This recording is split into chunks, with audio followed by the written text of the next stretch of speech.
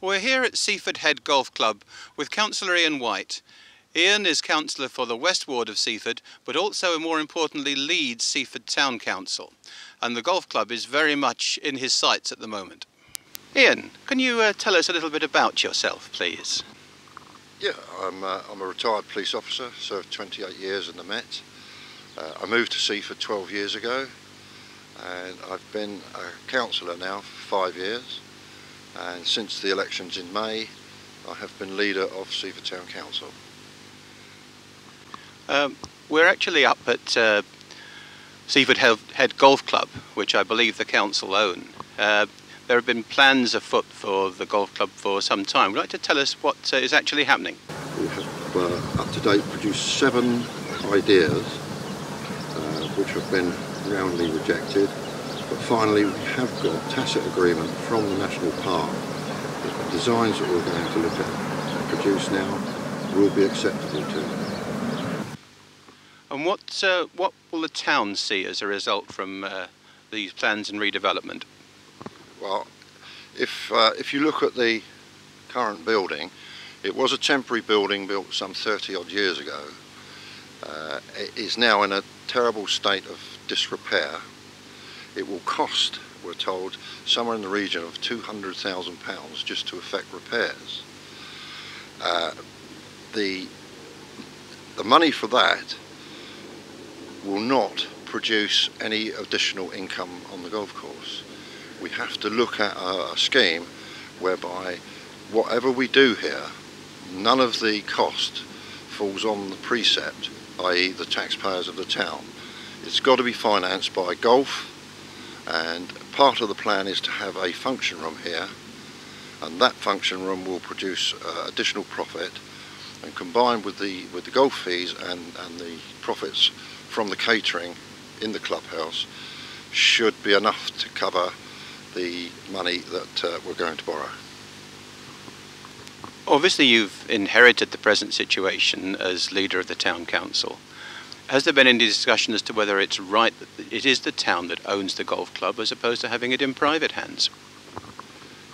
The town historically has, since its devolvement from Lewes District, has relied on the income from the golf course to keep the precept as low as it is at the present time. And it is our intention to try and keep that precept as low as we possibly can. If we were to sell the course and give it into private hands, we would make a one-off gain. The gain would not be that great. I think the current market for golf courses now is very poor. A lot of courses do struggle. We are lucky here that we've got such a very scenic course, and it is known worldwide, and it needs to be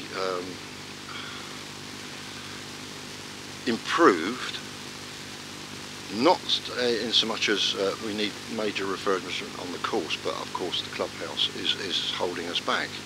We lose a lot of trade, certainly societies, where they play their golf and then they want to have a meal and an evening afterwards.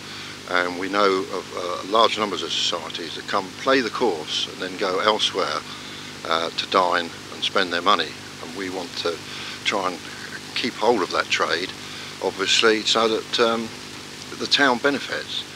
And the more money that we can produce from the golf course means more money goes into the council coffers, and the lower we can keep the precept. And that's why it's so important that we go ahead with this scheme.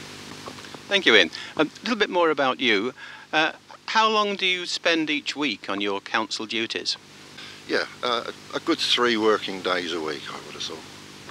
Does the work give you satisfaction, or is it something that you have to do for the sake of the community? It's both. As not everybody realises, as a town councillor, none of the councillors receive any reward financially for this. It is satisfaction that I get personally from doing something for the town, and I love this town. I think it's important that people do try and help and improve our facilities and make our town a better place, and by joining the council, that's the way I intend to try and do it. we've had to put £10,000 aside in a building reserve. We promised at the election that we would do something for the youth in this town, and we've identified several sites now where we intend to go ahead with some youth facilities, and the £10,000 will be a starter for that. Right, and if you had a magic wand and could change one thing in the town, what would it be? Very little, very little. People like the town as it is, but the most important aspect of our town is the seafront, and if we had unlimited funds, then we could make our seafront a very nice place. We don't want to brighten, we don't want arcades and all sorts of bits like that. We want it to keep it as it is, but much improved, with nicer seating, nicer walkways, better planting, and just generally make it look a lot more picturesque. Councillor, thank you very much indeed.